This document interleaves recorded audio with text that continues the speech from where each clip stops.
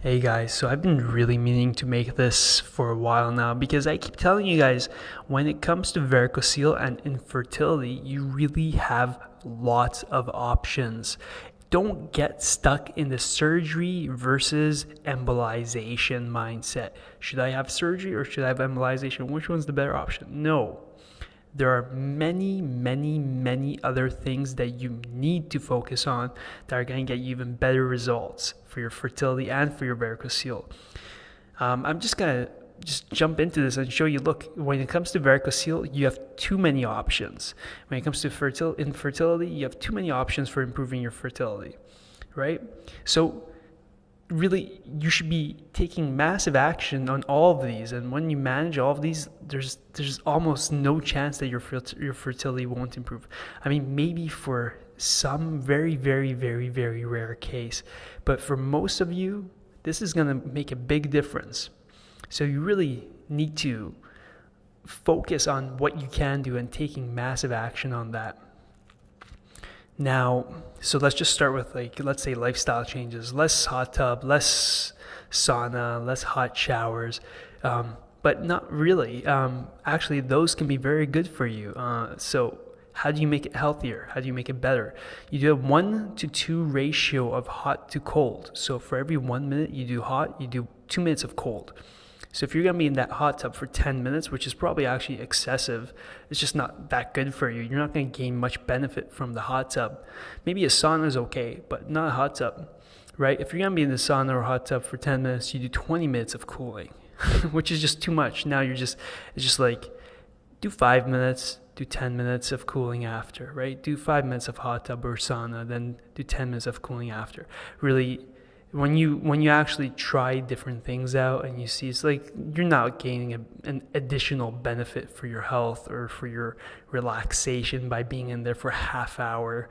It just doesn't benefit you. So it's just making it smarter, really. And then it's like, okay, weight loss. If you're overweight, if you're obese, look, there's something that needs to be changed and adjusted for your fertility to improve. Just being overweight and obese is just, there's so many negative things that come with that, or that have caused that need to be managed better, right? Of course, your fertility is going to be affected. Your whole health is affected. Your whole energy is affected. Your whole body is affected, right? What do you expect? If you're inactive, if you're not exercising 5 to 7 days a week, something's wrong. If you're not being active 5 to 7 days a week, if you're not being active every single day, really something is wrong. It's your body requires movement to stay and maintain its health, right? You have something called the lymphatic system. This is just one component of what like being active, how being active contributes to your health. The lymphatic system.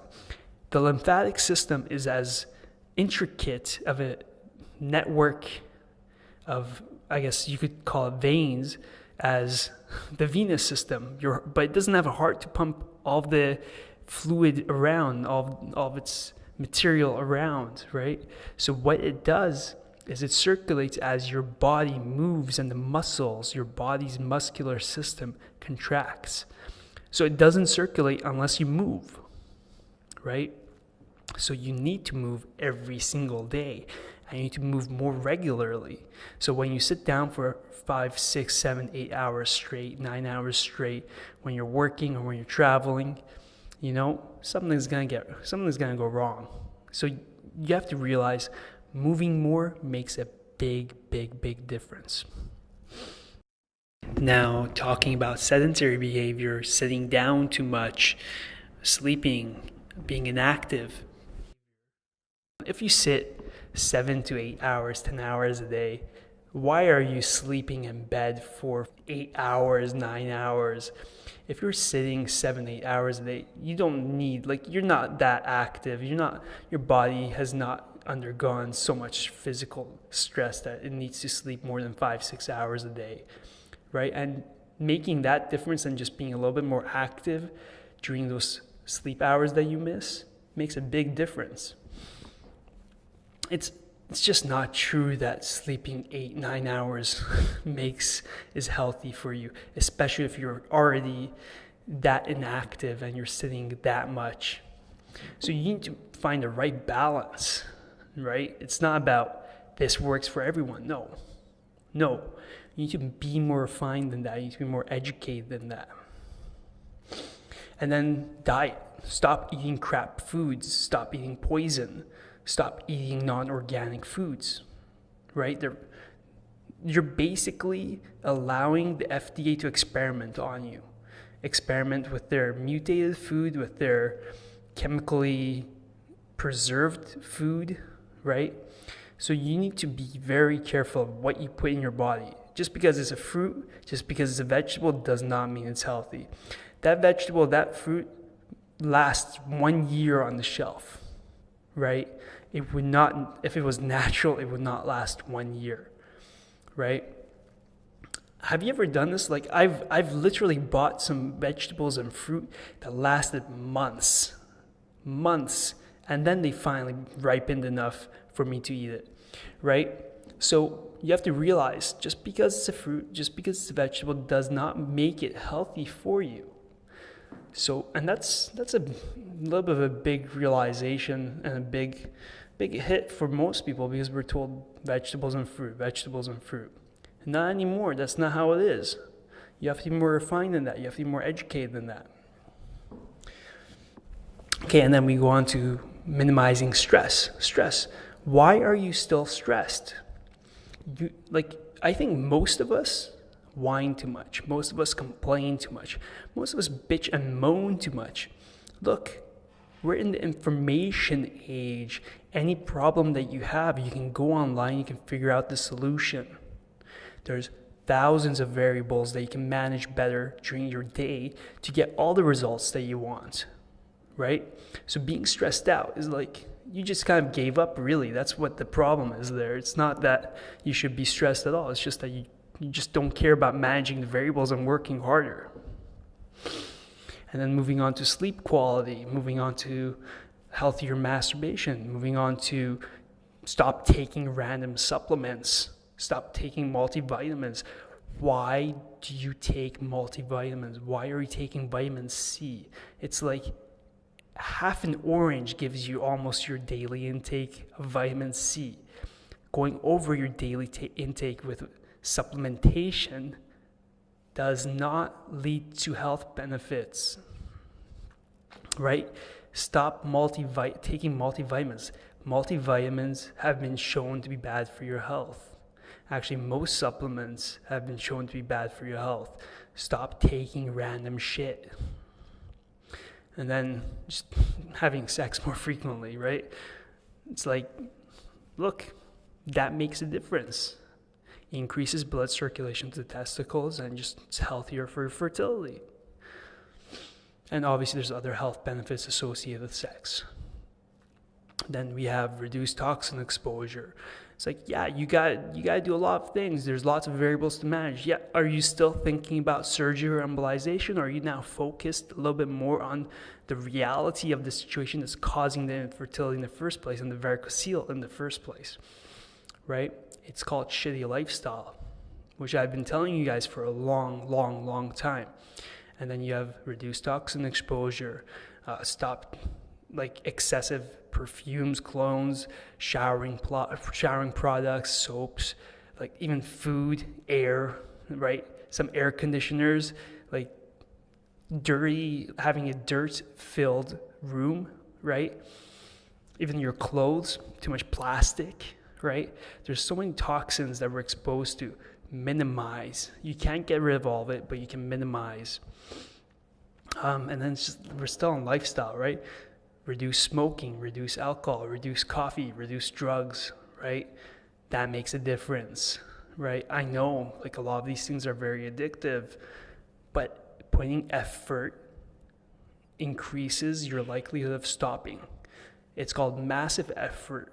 If you're stuck on smoking, if you're stuck on alcohol, it's probably because you haven't put enough effort on it yet. And even if you put in more effort and you still can't stop, you're still not putting enough effort. It takes more effort than you think. And I've talked with lots of people who've quit smoking and quit drugs, right? And the real big difference is they just put more effort on attaining a better picture of reality and figuring out themselves and quitting than they put on smoking or their drug. Right? So it is possible, and actually people do quit. So that's something to consider. But don't expect the surgery or embolization to improve your fertility if you're smoking like crazy every day. Right? And then it's like improve your overall well-being, right? And it's like, okay, there's also, okay, that's a lifestyle. That's just a small list of lifestyle improvements for fertility. And then you can go on to active improvements of your fertility, like cooling treatments. There's like during the day, make sure your testicles don't overheat, right? That makes a big difference. Taking cooling showers, right? That makes a big difference. It's active recovery. For you, you can do it for your whole body, right? It's anti-inflammatory. It helps your body recover better, right? And it's good for your balls. It makes a big difference. It improves testosterone, improves testicular health. And then it's like, okay, there's also fertility-friendly underwear, like the stud briefs that I sell. And does that help? Yeah, it helps. It makes a big difference. And then it's diet. You can actively choose foods that are good for fertility. And are there foods that are good for fertility? Yes. We know there are foods good for fertility. Just Google it, right? Search for it. You'll find it. There's food that is rich in antioxidants. There's healthy food. There is food that are low in toxicity. There's alkalizing food. There's food that are rich in different types of fatty acids. It's called having a balanced diet of macro and micro, like balancing your macro and micronutrients, right? There's so many things that you can do. And then it's like, okay, there's also varicocele specific treatments. It's like, okay, are you still thinking about surgery or embolization, or did you just realize there's a whole array of things you're not managing properly, right? Varicocele specific diet and supplementation, it makes a difference. Varicocele toxic blood pooling, varicocele pools blood next to testicular veins, in the testicular veins. And what that does is it increases reactive oxygen species activity, and that is toxic for the sperm. It damages the sperm head, sperm tail, sperm DNA, and the testicles. What does that mean? It means that you're going to have reduced fertility. And specific supplements, antioxidant supplements specifically, have been shown to help with that. Is it 100%? Is it going to help 100%? No. Like, I just gave you a list of like about 30 things that you need to work on. It's not one thing. It's not take this supplement and you're going to be cured. Stop looking for quick fix magic pill schemes. It's not that easy. Life is harder than you think.